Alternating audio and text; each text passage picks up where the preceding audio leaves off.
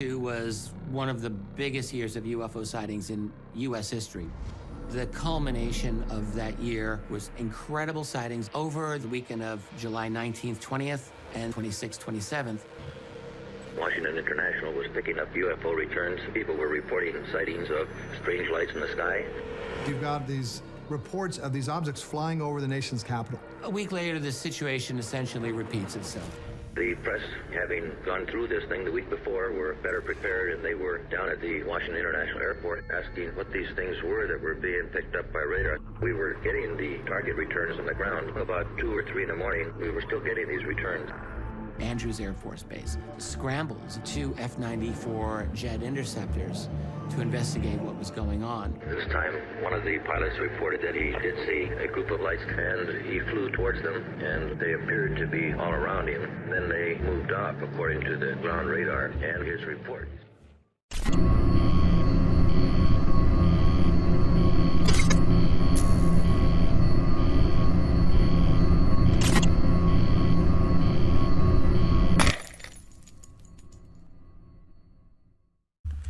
Hello and welcome to chapter 12 of the Plain Truth 12 channel. This is your host Luke.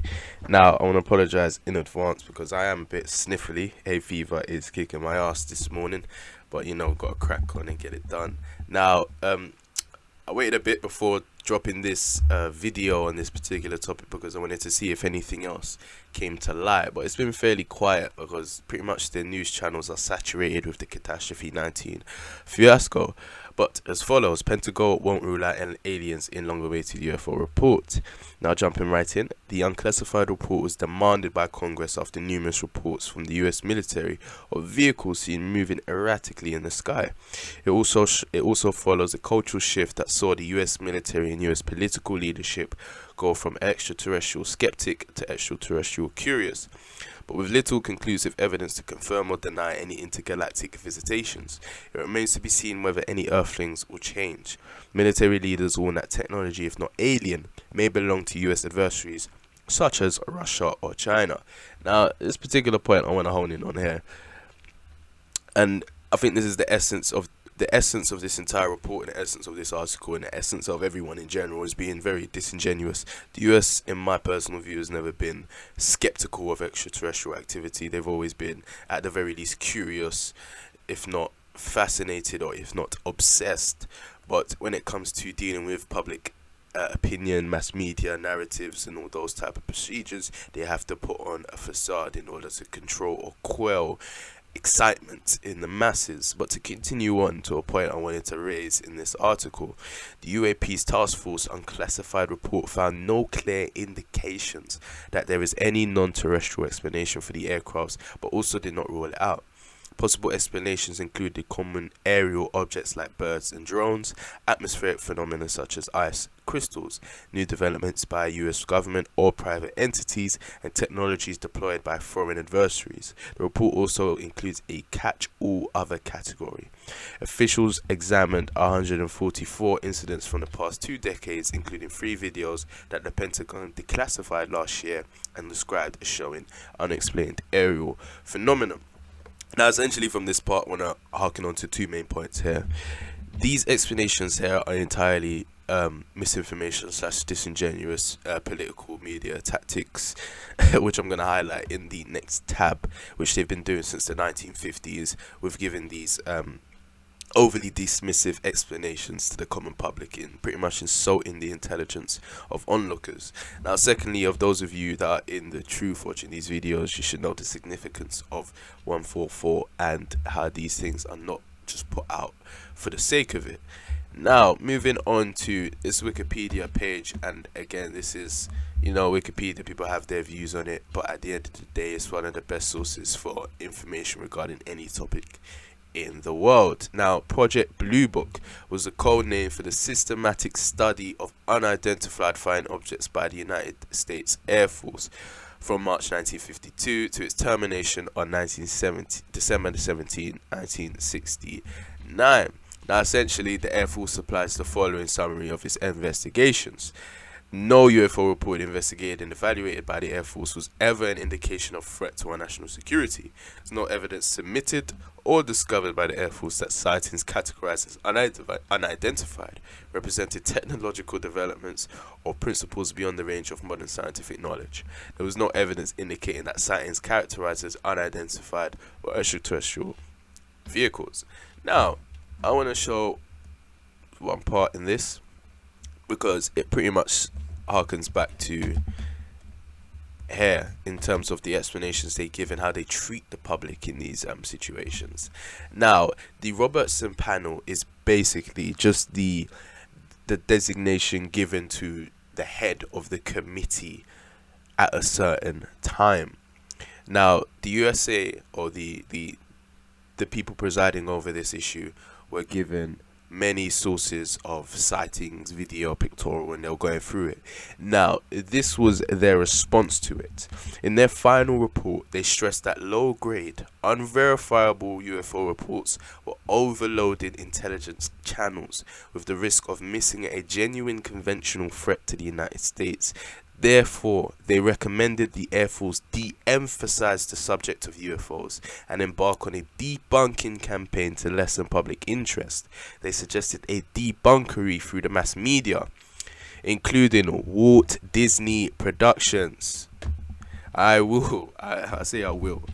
may, most likely, will be doing a video on this company, because in its early inceptions and even up until now, it is nothing but, and then this is my personal view, it's nothing but a tool used by government to put forward certain agendas, and they used to use Mickey Mouse to encourage the war effort. So it's fairly common knowledge. But anyway, continuing on.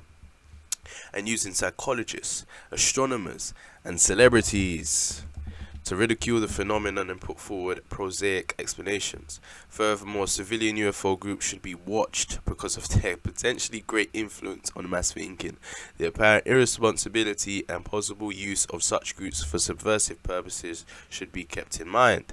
It is the conclusion of many researchers that the Robertson panel was recommending controlling public opinion through a program of official propaganda and spying. They also believe that these recommendations help shape Air Force policy regarding UFO study not only immediately afterwards, but also into the present day.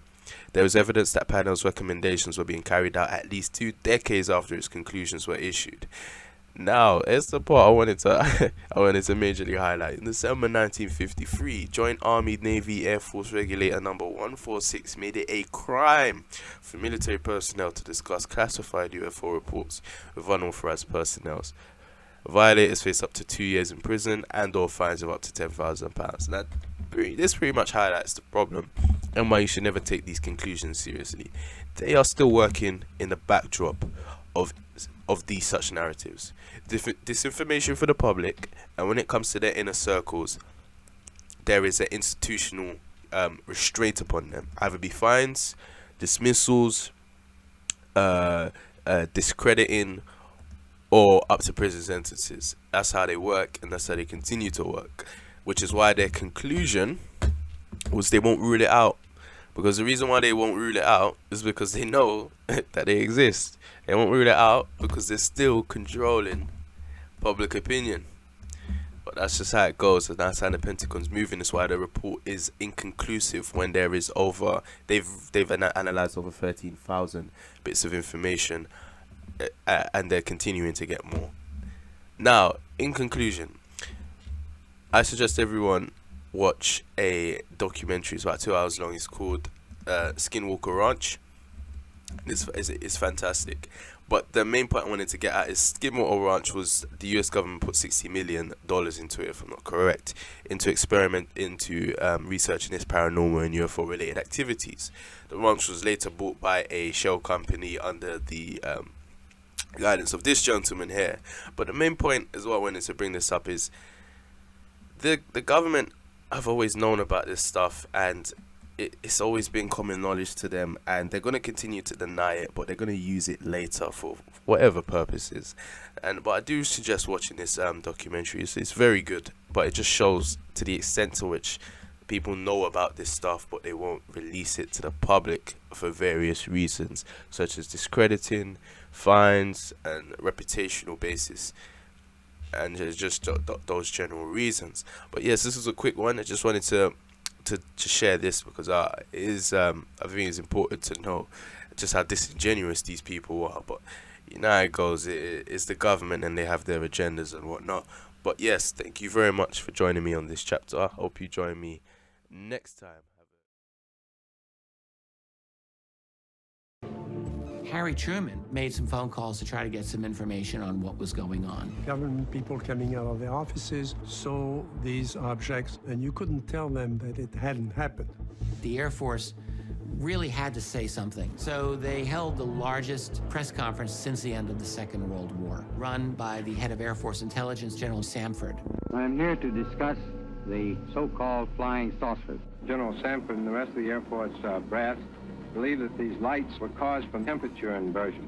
And when that happens, that can cause anomalies in the radar. Radar signals can bounce and cause all kinds of mirages and illusions. I can't think that that explains the lights that these pilots have reported. The senior traffic controller, Harry Barnes, said, not a chance. We know through declassified literature, no one was really taking this weather explanation seriously. Nobody thought that was true because the Air Force had been chasing those objects. The Air Force baked it, the press served it, and the public ate it. That's really what happened.